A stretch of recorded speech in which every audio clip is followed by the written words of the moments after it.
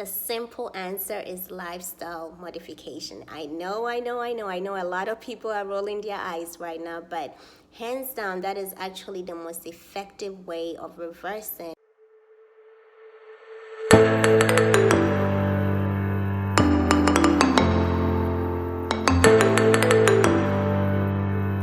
Hello everyone, you are tuned into All Things Diabetes with Dr. Nana. Today we're going to talk about pre-diabetes, what next?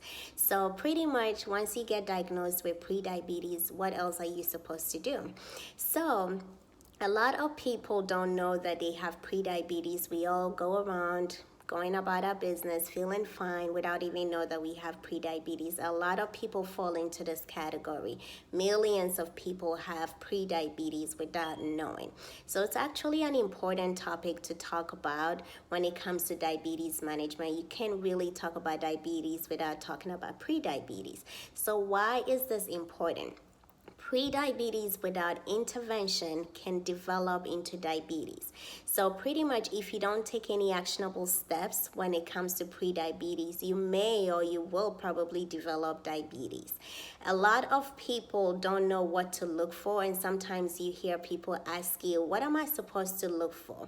Like I had mentioned, it might not come with symptoms. So a lot of physicians screen for risk factors. So some of the risk factors that people look at as, are you overweight? Do you have a sedentary lifestyle? Do you have other health problems such as high blood pressure, high cholesterol? Do you have PCOS? Do you have a family member that has diabetes?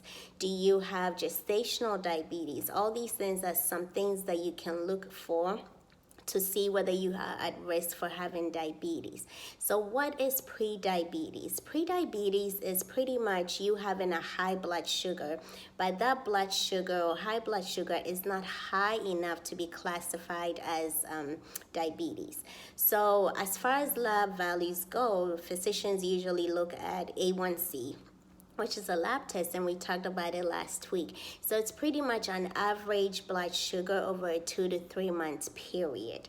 So when it comes to pre-diabetes, your A1C has to be between 5.7 to 6.4%. And some physicians also look at fasting blood sugar. So fasting blood sugar is pretty much like the sugar that you have before you eat a meal. So usually upon awakening, that's the fasting blood sugar. So if it goes from anywhere from 100 to 125, that's pre-diabetes. That can be diagnosed with pre-diabetes. And as far as my international audience are concerned, that's pretty much 5.5, 5.6 to 7 millimole per liter. So these are numbers that the doctors look at to diagnose people with pre-diabetes. So when you have pre-diabetes, what are you supposed to do? What are some of the things that you can do to prevent it? And what are some of the things, if you already have it, what are some of the things that you can do to reverse it? Because it's definitely reversible. It's something that you can reverse. So this is a good time to be really serious and prioritize your health and get back on track.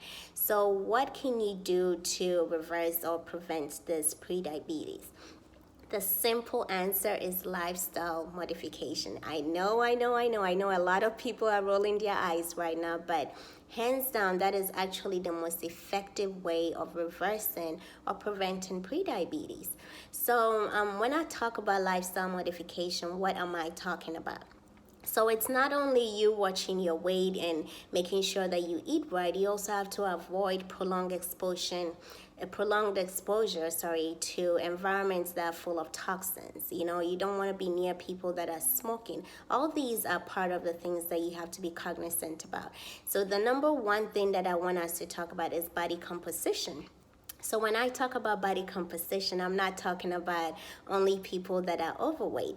Skinny people, lean people, petite people, all have to make sure they are incorporating movement in their lifestyle. And that's one of my bad habits as well. I used to not incorporate movement, but I'm doing better.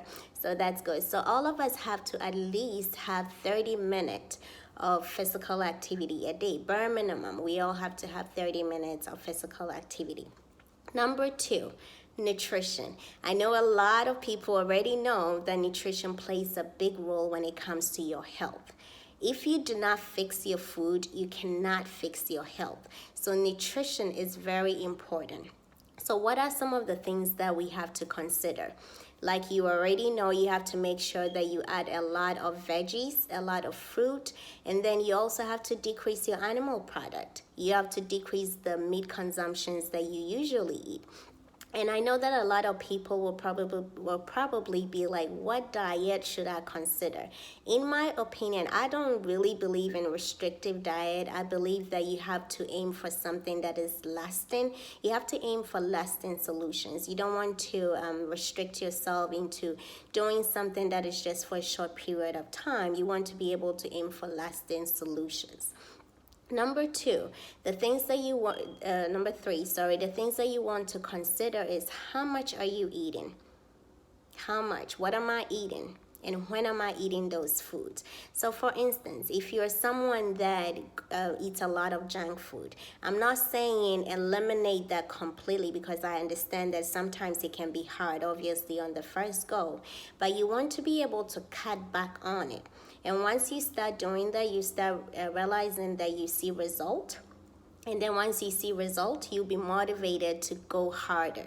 So if you eat junk food every day, try to cut back on that junk food to maybe 2 times a week and start cooking at home. You can meal prep. You can also make a list of healthy foods before you go to the grocery shop.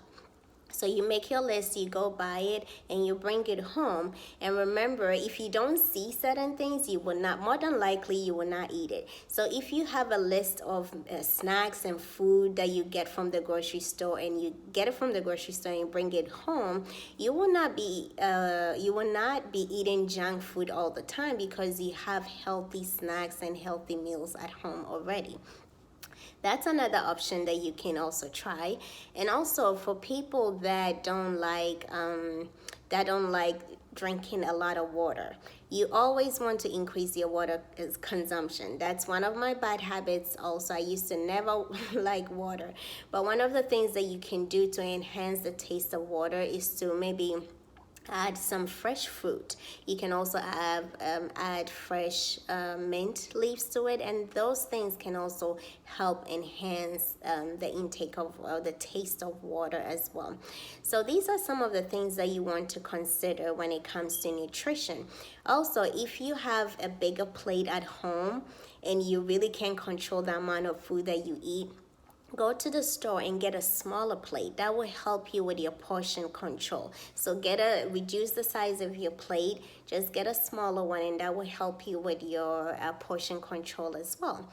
So I know we've talked about body weight, we've talked about nutrition. The third thing I want to talk about is stress and sleep. I know a lot of people don't consider that as lifestyle modifications, or they don't really think about that when it comes to lifestyle modifications, but stress and sleep is equally important when it comes to changing your lifestyle. So research recommends that we sleep 7 to 9 hours per day on a consistent basis. I personally think that 9 hours is too long, so I recommend maybe 7 to 8 hours of sleep. That's fine. If you do that on a consistent basis, you realize that it will help improve your health as well. And stress is another thing that we have to consider. Stress or consistent stress will affect your health. So I know sometimes when it comes to stress, we really cannot avoid it, right? But you have to make sure that you put that in your mind and know that there are certain things that you can do to help you handle it way better. So these are some things that you want to consider as well. And even though nutrition is also important, sometimes the food, we cannot get all the nutrients that we need from our food. So you can't get the daily recommended value from the food that we eat on a daily basis. So sometimes, and for some people, you might need nutritional supplement. So these are some of the things that you might want to consider as well. And when it comes to nutritional supplement, we'll talk about it in this show as well. you have to consider, is it working for you? Which ones are you getting, and are you actually absorbing those nutritional supplement that you're taking? So all these are really important to think about as well. So for today, these are some of the things that I wanted to talk about, and I hope that you have a better understanding of how you can start helping yourself when it comes to prediabetes, how you can prevent it, how you can actually reverse it. And remember, you don't have to eliminate everything on the first go. Small changes will make a big difference. So just start small, start cutting, recognize all those bad habits that we all have, and then cut back on it. You will see results, and once you see results, you'll be more motivated to go harder. So I hope this was valuable for you. And I hope that I will see you next time as well. So again, my name is Dr. Nana, and this is All Things Diabetes with Dr. Nana. If you want to follow me on social media, my Instagram handle is at dr.nanafromd. My Facebook is NAQ Pharmacy Consultant. You can also direct message me with any questions that you have, and then I will be able to answer that for you.